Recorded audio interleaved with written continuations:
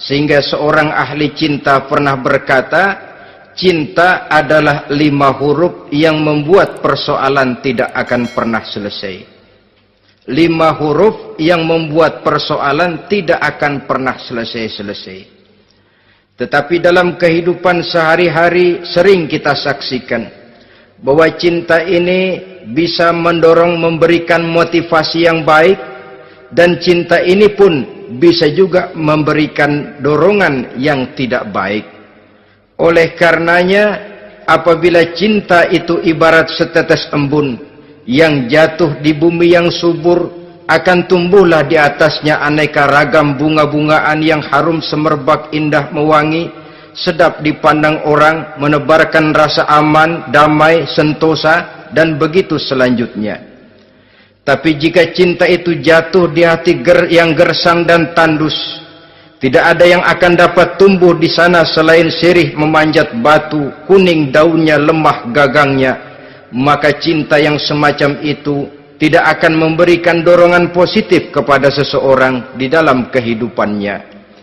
Maka lebih dahulu kita akan membicarakan cinta dalam artian yang positif ini, untuk nanti sampai kepada perempuan yang bagaimana yang harus kita cintai, atau laki-laki yang bagaimana yang harus dicintai oleh seorang perempuan. Saudara hadirin yang saya hormati, cinta dalam artian yang positif, pertama, dia selalu mendatangkan keindahan. Yang kedua, cinta itu memberikan energi atau semangat untuk berjuang. Dan yang ketiga, cinta itu selalu membawa resiko dalam bentuk pengorbanan. Maka cinta yang positif pertama melahirkan keindahan. Disinilah orang memerlukan filter atau saringan. Sebab keindahan yang didasarkan karena cinta itu merupakan satu keindahan yang relatif saja. Boleh jadi karena indah orang jadi cinta, boleh juga jadi karena cinta segala sesuatu terasa jadi indah. Namun bagaimanapun juga, kalau hati sudah diliputi oleh rasa cinta, segalanya akan terasa menjadi indah. Cinta itu adalah keindahan. Yang kedua, cinta itu energi, melahirkan dorongan dan semangat. Yang lemah bisa menjadi kuat, yang takut bisa menjadi berani, yang jauh jadi terasa dekat. Itu semua karena dorongan cinta. Dan dari energi ini lahirlah yang ketiga, bahwa cinta adalah pengorbanan. Sehingga orang berkata, berani bercinta artinya harus berani berkorban. Takut berkorban, jangan bercinta. Kalau cinta ini kita salurkan kepada nilai-nilai agama umpamanya, yang pertama, cinta mendatangkan keindahan. Kita cinta kepada agama, maka apapun yang diperintahkan oleh agama akan terasa menjadi indah. Solat akan terasa menjadi indah. Puasa terasa menjadi indah. Zakat terasa menjadi indah. Jihad pun akan terasa menjadi indah. Persis kalau kita cinta kepada seorang gadis. Jika kita cinta kepada seorang gadis, apanya saja akan kelihatan menjadi indah. Jalannya terasa indah, lenggang-lenggoknya terasa indah, suaranya merdu padahal cemprengnya bukan main. Seluruhnya akan mendatangkan keindahan karena dasarnya sudah cinta. Cinta membawa kepada keindahan. Yang kedua, cinta itu melahirkan energi. Orang yang cinta kepada agama akan lahir tenaga dan semangatnya melaksanakan ibadah, melaksanakan puasa, melaksanakan zakat, melaksanakan sholat, melaksanakan haji, bahkan melaksanakan jihad sekalipun. Cinta selamanya menimbulkan energi dan semangat. Sama saja dengan kita apabila jatuh cinta kepada seorang gadis, walaupun rumahnya jauh, katanya, gunung pun akan kudaki, lautan pun kuseberangi. Untuk apa itu? Untuk menemui apa yang kita cintai. Cinta selamanya melahirkan energi. Capek tidak terasa, lelah tidak terasa, semuanya tertutup oleh keindahan yang bernama cinta. Lalu yang ketiga, cinta membawa pengorbanan. Apabila kita cinta kepada agama, maka pengorbanan terhadap apapun yang diminta oleh agama, baik itu pengorbanan waktu, tenaga, pikiran, harta, bahkan pengorbanan nyawa sekalipun, kita tidak akan berat melaksanakannya karena cinta kita kepada agama yang kita anut ini. Demikian juga cinta kita kepada seorang perempuan akan membuat kita rela berkorban. Apapun yang dia minta, jangankan kita tidak mampu, jangankan kita mampu, kita tidak mampu sekalipun, kita masih berusaha untuk mampu guna memenuhi tuntutan si buah hati belahan jantung. Kadang-kadang malam minggu si doi ngajak nonton. Umpamanya duit tidak ada, gajian belum, kerja enggak. Timbullah inisiatif, entah sepatu kita jual ke tukang loa,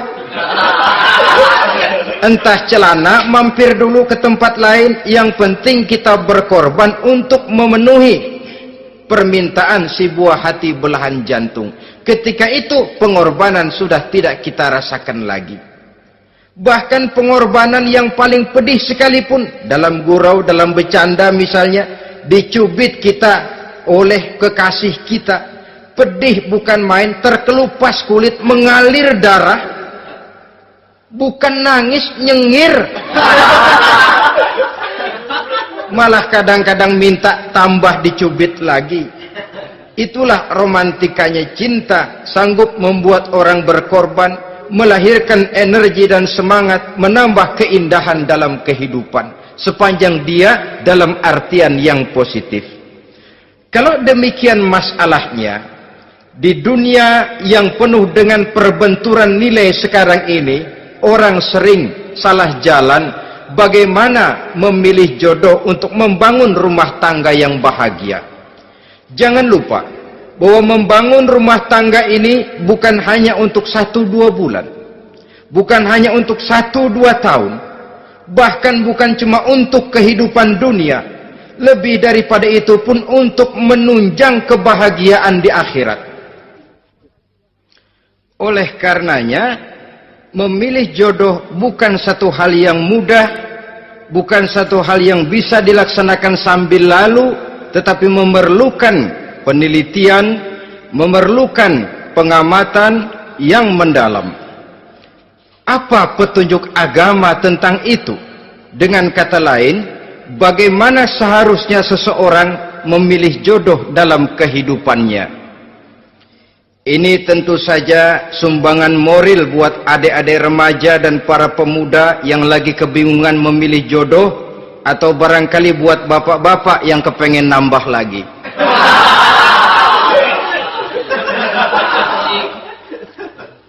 Mohon maaf kepada ibu-ibu, saya tidak menganjurkan, cuma ngajarin. Yang pertama, menurut Nabi, nikahilah perempuan itu karena rupanya, karena hartanya, karena keturunannya, dan karena agamanya. Ada 4 motif utama di sini. Pertama, memilih jodoh, lihatlah rupanya. Lagian siapa yang kepengen dapat jodoh rupanya nggak karu-karuan? Cari rupa yang cantik, indah, dan menawan. Namun jangan lupa, saya katakan di zaman di mana sering terjadi benturan nilai seperti sekarang ini, orang sulit untuk mendapatkan keaslian. Di mana teknologi sudah sedemikian canggih, di mana ilmu kedokteran sudah sedemikian maju, maka berbagai macam rupa bisa dibentuk dengan apa yang dinamakan operasi plastik misalnya. Yang pesek bisa dibikin mancung, kuping yang kelebaran bisa dibikin sedang, pipi yang kembung sebelah bisa dibikin rata, janggut yang tidak menarik bisa dibikin bak lebah bergantung katanya. Oleh karena itu, kalau pilihan hanya tertuju kepada rupa yang cantik saja semata-mata, kita sudah melakukan satu kesalahan yang sangat besar. Sebab apa? Diperingatkan oleh Nabi melalui hadis Ibnu Majah, Bazar dan Baihaqi dari Ibnu Umar. Janganlah kamu kawini seorang perempuan karena kecantikannya, sebab kecantikan boleh jadi akan mencelakakan. Jangan juga kamu kawini perempuan karena hartanya, sebab kekayaan biasanya akan mendatangkan kesombongan. Tetapi kawinilah karena agama dan akhlaknya, karena itulah yang akan membawa kepada kebahagiaan. Saudara-saudara kaum muslimin, terutama adik-adik remaja dan para pemuda, dikala usia puber, apalagi mata baru terbuka, awal balik namanya, remaja sering kehilangan filter. Pokoknya asal ngelihat rupa yang sudah lemot, denok, geboy, pikiran pun hanyut, malam terkenang, siang terbayang, tidur tak nyenyak, makan tak enak katanya, selalu terbayang wajah si doi. Dikala itu orang kehilangan pertimbangan bahwa rupa yang cantik kadang-kadang sering menipu.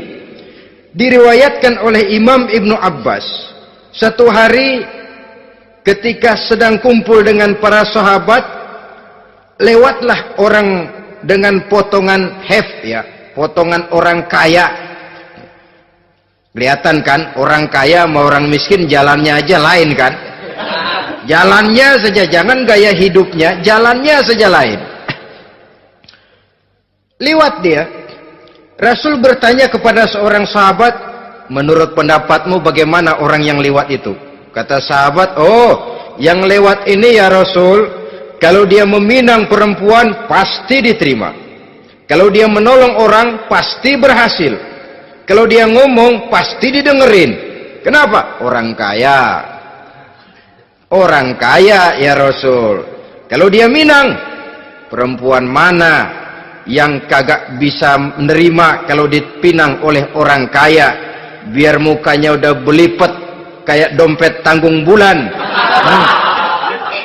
Kalau memang duitnya banyak, nggak kelihatan tuh muka yang belipet, yang kelihatan duit. Kalau dia nolong orang, pasti berhasil apa yang dia tolong itu. Kalau dia ngomong, pasti didengerin orang, walaupun omongannya biasa-biasa saja. Kenapa? Orang lihat penampilannya.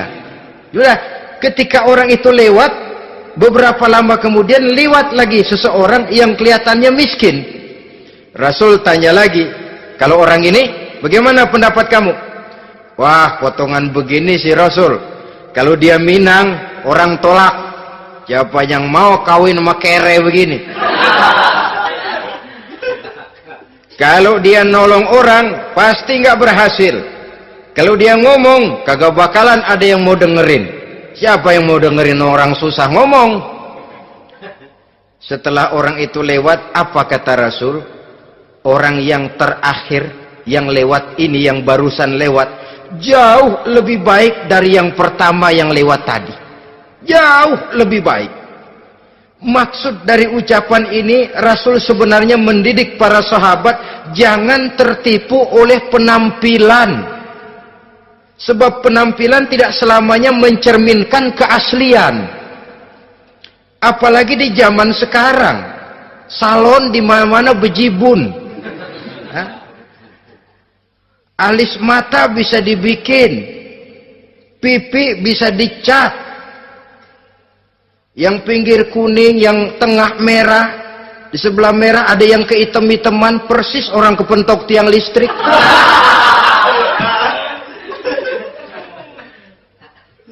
Kecantikan yang artifisial